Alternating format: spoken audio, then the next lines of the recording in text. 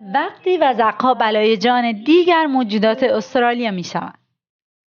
استرالیا کشوری است که با ورود انگلیسی‌ها به اونجا با خودشون حیوانات مختلفی رو وارد این جزیره کردن که بعداً شد وبال استرالیا، مثل بز، شتر، خرگوش که به این جزیره آوردن و نمیدونن چی کارش کنن. بگذریم حالا بریم سراغ آفتی که توی این کشور وجود داشت. یک سوسک که در مزارع نیشکر استرالیا پیدا میشد. سوسک‌ها به حدی کارشون رو خوب انجام میدادن که وقتی کشاورزهای استرالیا میخواستن محصولات نیشکرشون رو برداشت کنن با یک وضع بدی روبرو میشدن. اونها میدیدن که تمام ریشه های نیشکر رو نابود کردن. انواع سمها رو روی اینها زدن. هیچ اثری نکرد. سعی کردن یک سم مخصوص براشون بسازن. ساختن ولی جواب نداد. وزارت کشاورزی استرالیا تمام کارشناسانش رو فراخوند و گفت یک راهی را پیدا کنه که تمام محصولات نیشکرمون داره از بین میره. چند تا از کارشناسان یک راه حلی رو ارائه دادن. اونها گفتن سم برای اینها کاری نمی‌کنن. بیایید دشمنشون رو بیاوریم. دشمنشون کی بود؟ وزغ نیشکر که در مزارع نیشکر آمریکای جنوبی وجود داشت که هیچ جای دنیا نبود. ایده خوبی به نظر می اومد. استرالیا به قدری عجله داشتن که اصلا تحقیق نکردن ببینن این کار درست است یا نه. در اون زمان هم آمریکایی‌ها می‌خواستن این وزغ‌ها را برای هوایی بفرستن و داشت تحقیقات میکرد که این وزغ برای محیط زیست اونجا چه عواقبی میتونه داشته باشه. آزمایشگاهی که توی آمریکا روی این وزغ‌ها کار میکرد تعداد زیادی از اونها رو داشت. استرالیا هم خیلی سریع و بدون فکر گفت 100 تا دونه از اینا رو بفرستید برای ما. اونها هم گفتن مسئله ای نیست، اگر میخواهید بخرید بفرمایید. این 100 تا وزغ وارد استرالیا میشه و خیلی راحت توسط کشاورزان این کشور و کشاورزی ها توی مزارع نیشکر رها میشن. آیا واقعا تنها راه نجات نیشکر وزغ‌ها بودن؟ تا انتهای این ویدیو همراه من باش، چون میخوام بهت حقایقی رو بگم که شگفت زدت میکنه. این وزغ‌ها وقتی پاشون به زمین میرسه میگن اوه چه جای خوبی اومدیم، باید جمعیتمون رو بیشتر کنیم. خیلی زود این 100 تا وزغ به 1000 تا وزغ تبدیل شد و تازه تا میان سرشون رو بخارونن تعدادشون به 10,000 تا میرسه و همینجوری تا ساعدی میره به بالا و میرسه به بیش از 100 مزارع این کشور. وزیر کشاورزی استرالیا بعد از اینکه تعداد اینها رو فهمید از طبقه 10 این ساختمون پرید پایین. البته شوخی میکنیم، ولی خیلی ناراحت شدن.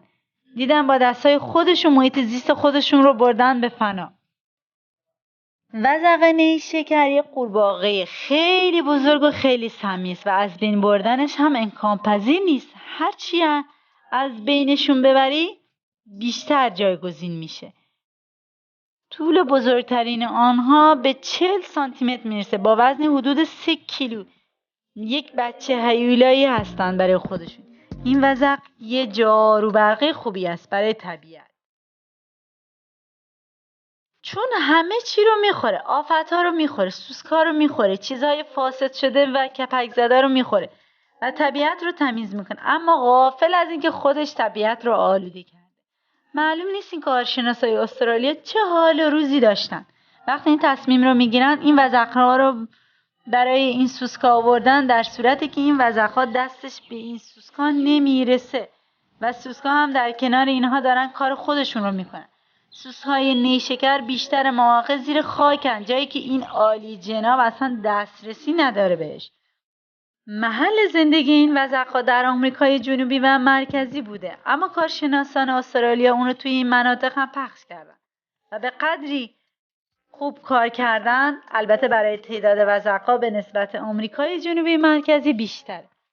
به مزارع نیشکر دیگه امیدی نیست، اما مشکل این وزغ‌ها از نیشکر گذشته و مهم نیست، در حالی که این وزغ‌ها در حال نابود کردن حیات وحش استرالیا است. خیلی از حیوانات و گیاهان بودی که از جاهای مختلف دنیا برداشته شده و مشکلی هم ایجاد نکرده.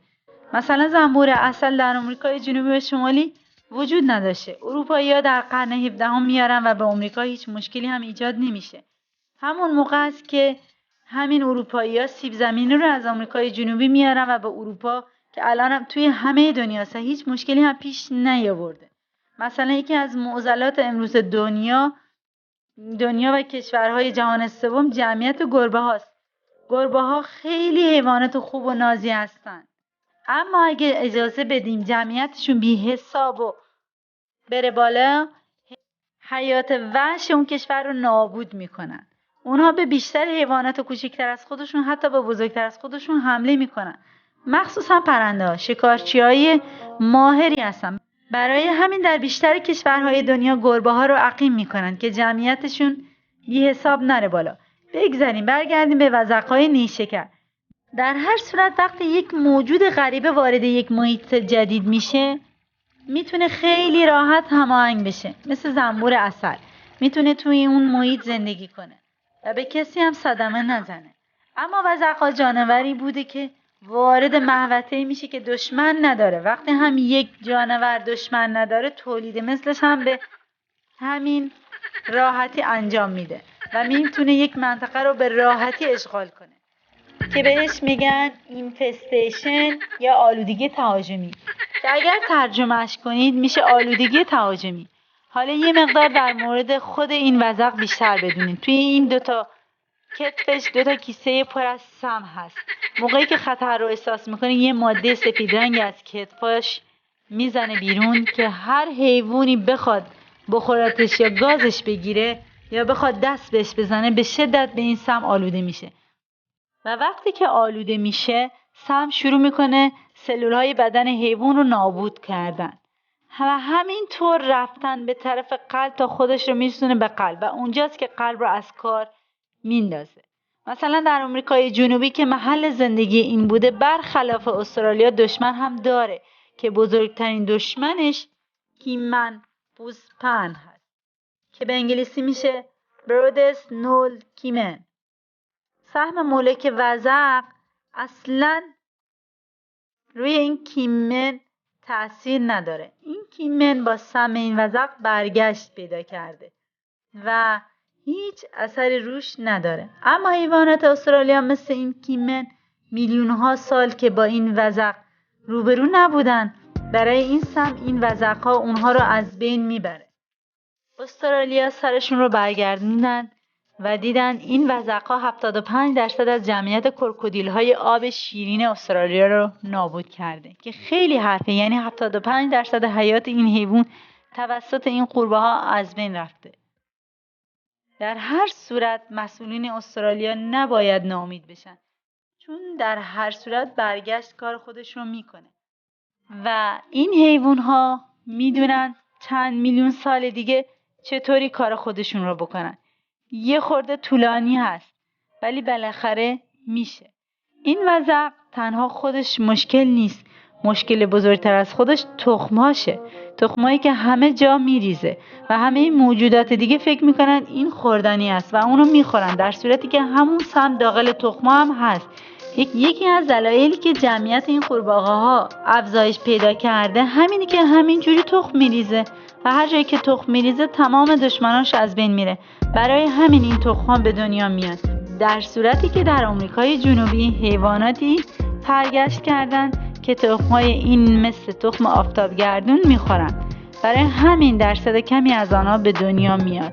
ولی استرالیا همچین حیوانهایی نداره، مگر اینکه میلیون‌ها سال بعد این وزغ‌ها واقعا برای استرالیا مشکل ایجاد کرده. همینجوری داره پیش میره. به قدر این وزغ‌ها در استرالیا زیاد شدن که به خاطر غذا هم به همدیگه حمله میکنن. جمعیت اینا به قدری زیاد شده که برخلاف تمام قورباغه‌ها و وزغ‌های دنیا که همدیگه رو نمیخورن، اینها قشنگ همدیگه رو میخورن. مردم محلی مناطق استرالیا از این قورباغه‌ها متنفر هستن و هر جا میبینن میخوان از بین ببرشون. البته سم این نمیتونه که انسان رو از پا در بیاره، چون نمیتونه وارد بدن بشه، روی پوست میمونه و با پوست صدمه میزنه. مردم از دهه 70 دارن اینها رو میکشن، اما هر چی میکشن هیچ تأثیری نداره. مسئولین استرالیا دست به دامن دانشمندان شدن و گفتن اینها رو چجوری باید از بین ببرن. اونها اومدن یه برنامه پیاده کردن که ژنتیکی اینها رو دستکاری کنن که فقط تخمی که به دنیا میاد نر باشه و همین رشد جمعیتشون رو متوقف کنه. و برمیگردونم رو به کاهش. البته خیلی از مردم استرالیا میگن خواهشاً دیگه دست نزنید. هر دفعه اومدید یه کاری کنید خراب کردید. حالا میخواید فقط نر به دنیا بیاد. حالا نمیدونیم عاقبتمون چی هست. در هر صورت یه مشکل بزرگی درست کردن و دیگه هم نمیخواند اشتباه کنن. برای همین خیلیا دارن با احتیاط میرن جلو. حالا به نظر شما در آینده میتونن راه حلی پیدا کنن؟ نظرات خودتون رو کامنت کنید برام.